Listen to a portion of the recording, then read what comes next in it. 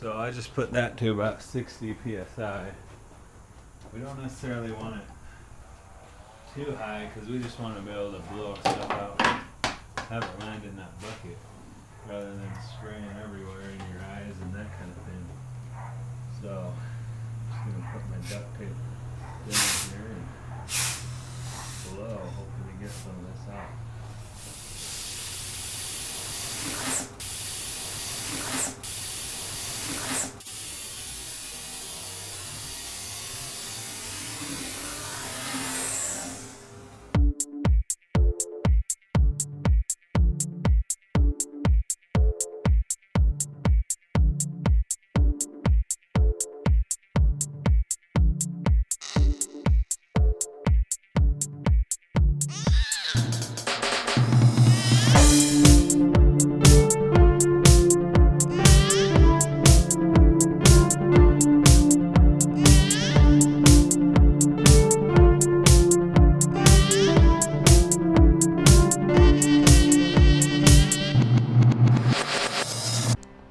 Alright, what's up YouTube?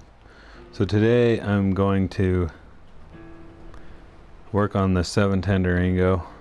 But before that I just want to do a sneak peek into this. I've been messing with solar. I got 100 watts going, it's outside. There's the wires coming into my garage. This is a temporary setup. A lot has happened since I've posted up a video. I used to do electronic videos, stuff like that. That's what I was trying to do. I'm trying to learn this stuff. I learned a lot, but I quit drinking and I quit smoking. So I'm basically, you know, when I was quitting smoking and drinking, getting on the I like making videos, but getting on the computer to edit just made me want to smoke. So I didn't do it. I'm gonna try again. So here we are with that. So I'll do a full video on the solar setup that I have here, and the way I have it all wired and stuff, I'm just gonna film it and talk about it. But the way I have it wired is the simplest to understand, to me at least. I haven't plugged my phone in a week and a half into grid power. I've just been charging it off of this system. I've also got it going through that extension cord, an inverter, and a garage TV. But we'll do more on that and more on what that is actually for, because it's not for this garage, it's for something else, a secret project some of you know about. If you're Facebook friends with me, you've probably already seen some of the pictures, but we'll go into that in another video. Today we gotta work on the 710 Durango. So what's going on with this thing is this is the only reliable vehicle me and my wife have for the winter. I live in Utah, it snows a lot. My car, Gramps 2, it's a 1990 Lincoln Continental Signature Series. It's a Lincoln Town Car Signature Series, that's what it is. It really doesn't drive well at all in the snow. So it's basically undrivable. It's dangerous. You just can't do it. So what we do is we work opposite schedules. We both drive the Durango. Well, she's the heater doesn't work very well, and I've diagnosed it to a clogged heater core. Well, in the past I have. I'm pretty sure it's the same thing this time. The heater core doesn't leak. It just is got to be clogged, because you get some heat but not very much. So there's basically two things that could cause that: bad heater core, or clogged heater core, or low on antifreeze. We're gonna go into that a little bit in this video, but I'm pretty sure that's what it is. And I am gonna do what I call the Eric the Car Guy trick, because that's who I learned it from. If you're on YouTube, go watch Eric the Car Guy videos. Dude is like extremely intelligent, knows a lot about cars. He teaches well. You know, I learned a lot from my dad growing up. He was a mechanic and he taught me a lot about cars, but Eric the Car Guy also, you know, taught me a lot just watching his videos. So See, I do have pressure in here and I do have fluid. I only drove it a little bit, but let's see what the fluid levels do look like. So it hasn't ran since yesterday, so never take this off if your engine is hot. Never mess with coolant at all if your engine is hot. Basically what happens is when your engine's hot, this whole system should be pressurized. And you know, like if you ever go like hiking in the woods, you get to 10,000 feet and you try to boil water and it's either harder or easier up there. I think it's harder, I can't remember, but it's because the pressure is different. Well, it's the same concept here. When you open that and it's under pressure and you are releasing pressure, all the liquid in there is going to instantly boil, and it's going to flash boil over, and it's going to squirt you and burn you. So don't open that if it's hot. But I opened it, I can see fluid. I don't know if I can film fluid. This camera doesn't like to be tipped, so I can see fluid in there. It could probably use a little, but if you have no heat, or heat when you hit the gas and you're driving down the road, like if you only have heat going on the freeway, for instance, when your engine's at high RPMs, it's probably low on coolant. But if you have a little bit of heat all the time and you hit the gas and you get a little bit more heat, it's possible you have a clogged heater core. And there's basically what you should do is replace it. Unfortunately, in this specific truck, I've done one heater core before in a Ford, and it wasn't that hard. It took me and my brother about 4 hours to do. In this truck, you have to pull the dash out, which is fairly common. That's usually what you have to do. But then behind the dash, there's a black box that's they call it an HVAC box. So heating, venting, air conditioning box. And so it has inside it your heater core. In this specific model of truck, you have to pull that whole box out. So not only do you have to pull the whole dash out, but then you have to pull the whole box out to get to the heater core. And in order to do that, you have to disconnect your AC. And the AC works in this truck, it works well. Disconnecting AC just brings a whole bunch of different problems. This truck has 180,000 miles, so it's only looking at maybe another 2, 3, 4 years tops of life. And I'm lazy, so we're gonna do this instead. I'm gonna basically disconnect the heater core, and I don't remember how we did this last time, hopefully with a hose, so I don't have to try to get the stuff in there. And then I'm gonna get some CLR. On Eric the Car Guy's video, I don't think he said CLR, but I happen to work in the grocery business. He taped up the bottle of the stuff he used so that we wouldn't know what it was. But I happen to work in the grocery business, and I could tell just by looking at it what it was. I've, thrown freight for grocery, and I've stocked that exact bottle. I know exactly what he was using, so it's CLR. I don't know why he chose not to disclose that, but we're gonna get that. And basically what I'm gonna do here is I'm gonna dump it in the heater core and try to get it in the heater core. There's probably a good way to do this and a bad way. Like, I imagine there's a top and a bottom, and in and an out. I don't know those things. I'm not gonna bother with them. I'm gonna try to just dump it in as easy as I can, maybe in both sides, and see, kind of experiment, see which goes first. So I'm gonna need a funnel, which I don't think I have, so maybe I'll use a bottle instead. Your CLR, and you're gonna need to disconnect your heater core. The engine's gonna need to be cool while you do this. So if your heater core is not leaking, this might save you. Might. Like I said, I did this before. It helped a little, helped enough to get us to here. I'm gonna try to let it sit in there and soak for a couple hours and see if that helps even more.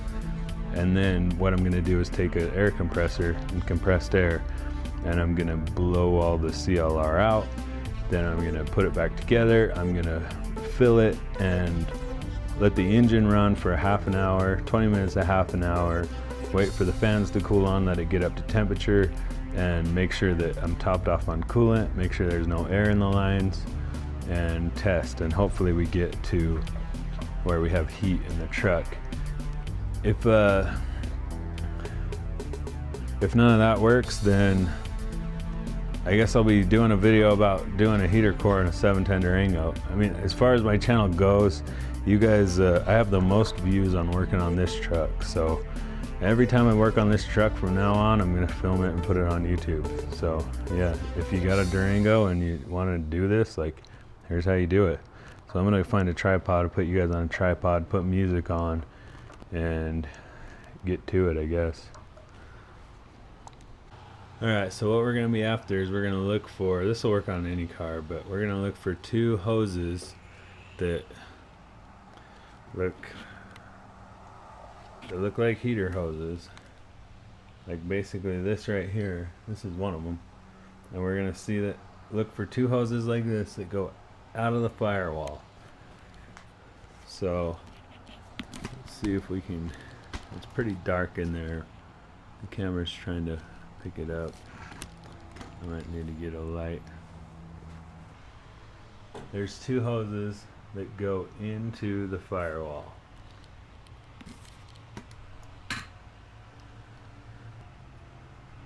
Right there. So what I'm going to do is I need to get access to those hoses. One of them just comes around right here. So that's going to be pretty easy to get to. And the other one hooks around the back of the engine and it goes over here somewhere. So I need to find that one. Go back there, follow it. And it goes to right here. So, and that's out of the frame. So it goes to like right here. So I'm going to disconnect those two hoses. This one here is right next to the thermostat housing. So this is the upper radiator hose. And then right next to it is the other hose that goes into the firewall. So I'll disconnect those real quick. Another thing I learned from Eric the Car Guy, these needle nose with the curved tip that are kind of long, they work really well for getting these hoses off. And what you can do is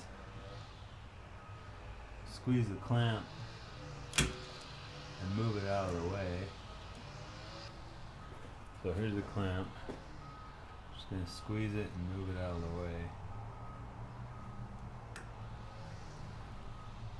Move it back. And then I'm going to grab the whole thing and twist. You might need a different set of pliers for this, but that like releases the hold that it has on whatever you're doing. I recently replaced this water pump. It's probably about a year ago, I guess. You know, just grab it and twist till it twists all the way. And then once it twists all the way freely, it should just pull off. And you might, you know, need to use the pliers, I don't know, but that helps out so much. You know, when I did this before, I would try to just pull it off and stuff, and it just never really wanted to come. Once you do that twist, it frees it. Makes it really easy. So, a little bit of leakage there. And, you know, it leaked a little, so that means that there's definitely some antifreeze in there. So it's not low, it's gotta be clogged. So there's one hose. That didn't take too much time at all. It took me a lot longer trying to film it then. So now all I gotta do is get the other hose off and then we'll get our setup. Here's that hose right there.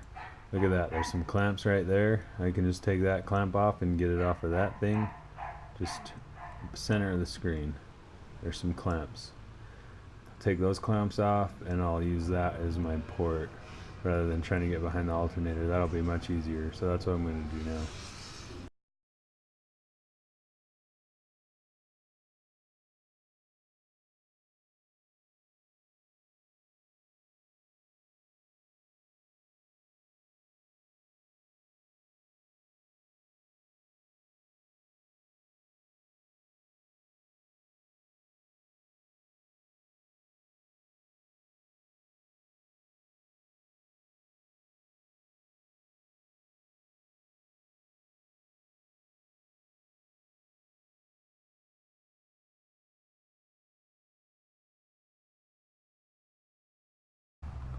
Alright, so I've got some buckets, a funnel, some CLR, and I want to talk about this for a second.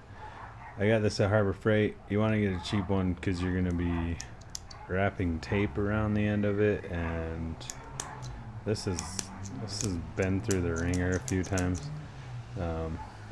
If you're a 16-year-old kid and you're watching this and you're going to do this, don't use your dad's. Get a job. Go to Harbor Freight. Buy you one to ruin. Ruin your own tools, people. Alright, let's see what happens here.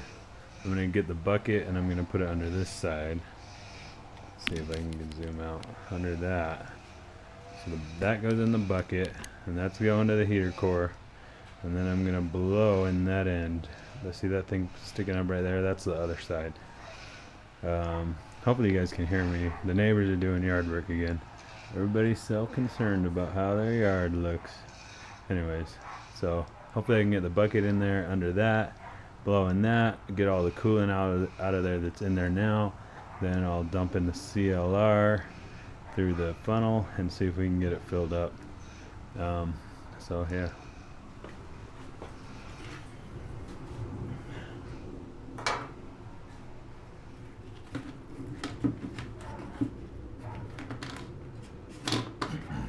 This would probably work better with a buddy too, if you have one. I pretty much disowned all my friends, so I'm here alone.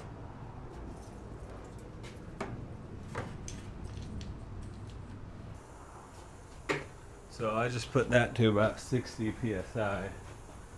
We don't necessarily want it too high because we just want to be able to blow stuff out, have it land in that bucket, rather than spraying everywhere in your eyes and that kind of thing.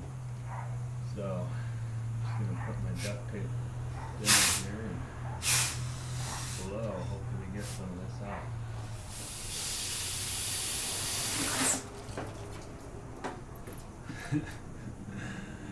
Yep! This could get messy, people. Just remember that. Last time I did this, I had a buddy. He was holding the bucket.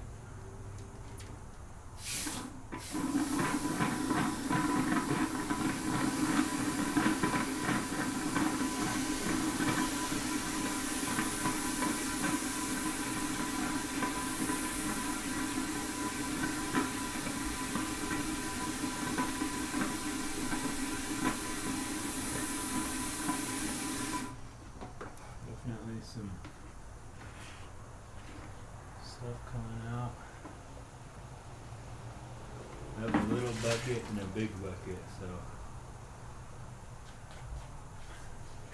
I'm just going to be dumping it into the big bucket here as a drain, so I don't fill up this little bucket.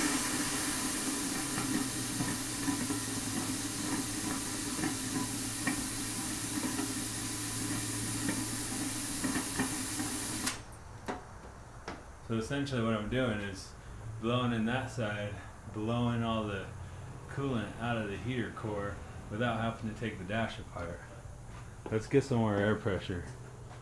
Alright, that's regulated to 100 psi. Let's see how this goes.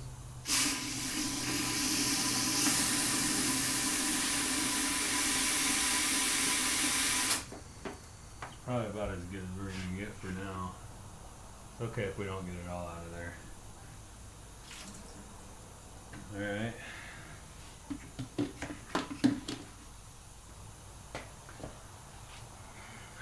So, funnel on here. And CLR.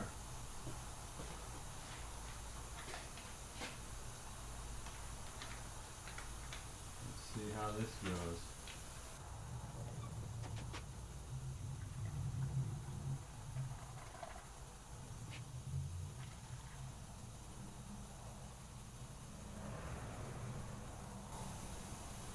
Start with that. That's about half the bottle. I'm just gonna leave that in there for a while, like an hour or two, and then I'll come back to you. So I got the CLR in there. I'm gonna leave it in for an hour or two, and then I'll come back. So yeah, I'll shut down the air compressor so it doesn't cycle in and go take a break. Break time! Alright, it's been about an hour, so I'm going to go ahead and flush out this batch, and then I'm going to dump the rest in and wait another hour or so. See if that does anything for it. So I think, I don't know, I'm kind of thinking like maybe I should put some water in there to help flush it out first, and then I'll blow it all out. So I think I'm gonna go find some water. Yeah, let's do that. Alright, I'm using tap water. Don't do what I do, use distilled water. Distilled water is supposed to help make sure things don't rust and stuff like that. Maybe even cause this problem, I don't know. You know, basically there's got to be some sort of buildup in there. If you use regular water, it's going to contain minerals that could get more buildup, but I don't have any, so I'm using this. I think it'll be alright. You definitely don't want to add, unless you're in an emergency, you don't want to add anything but distilled water to your unit, your whole system. In an emergency, put whatever you need to put in there to get out. So, but let's try this. Let's dump some of this in here.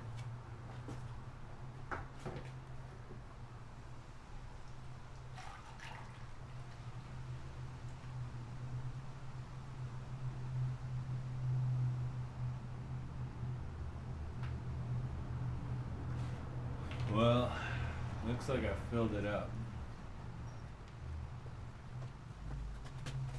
So I don't know if I'm gonna be able to get that out of there or not. I think what I'll have to do is try to get this bucket. No, it's going down. Is it going down? It might go down slowly. Maybe I'll wheel it. See if I can get it to get in there.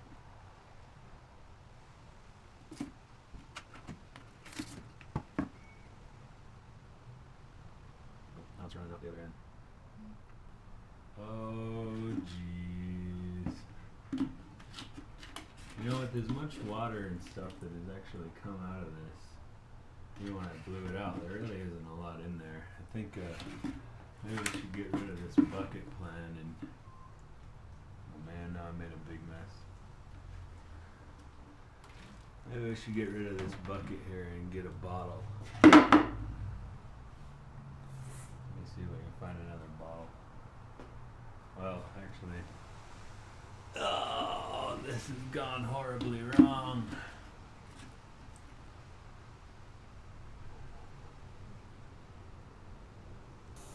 100 psi.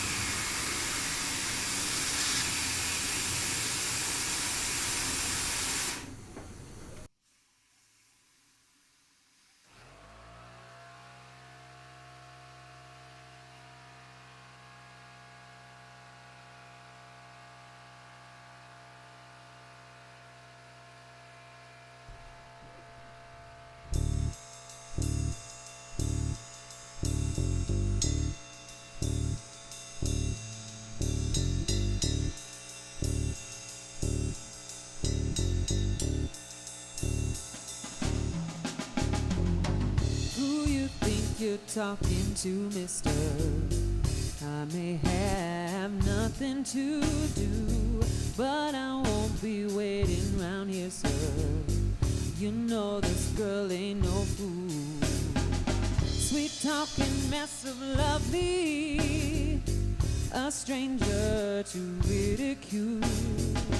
You don't really want to know me. It's got me singing those bad boy blues. Honey, I've been down this road before.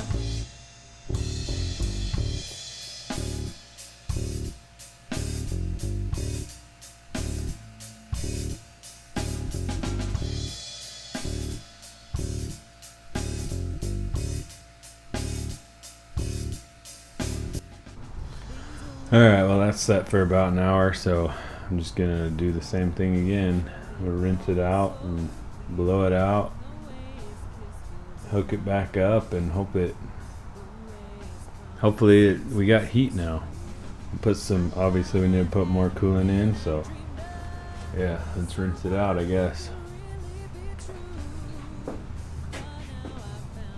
This time I'm gonna blow out first and then put water in it so I don't make a mess again.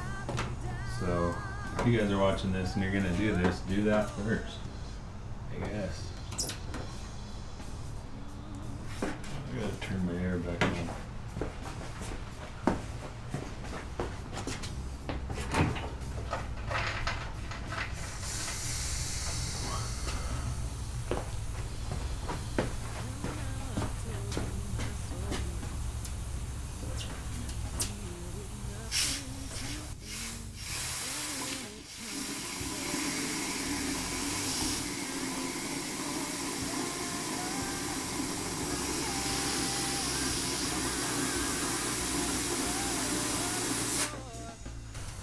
Blowing bubbles.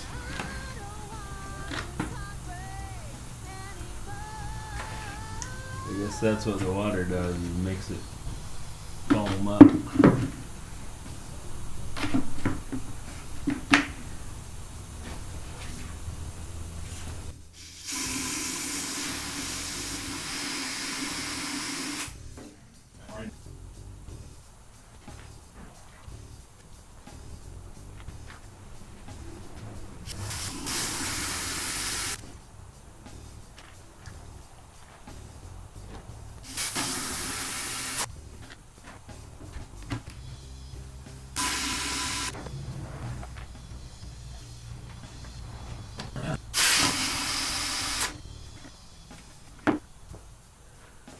Alright, well now I'll go back through and restore all the connections, put everything back up, and see it's really not that difficult. It just takes some time, so hopefully this will help solve that problem. But yeah, I'm going back to music.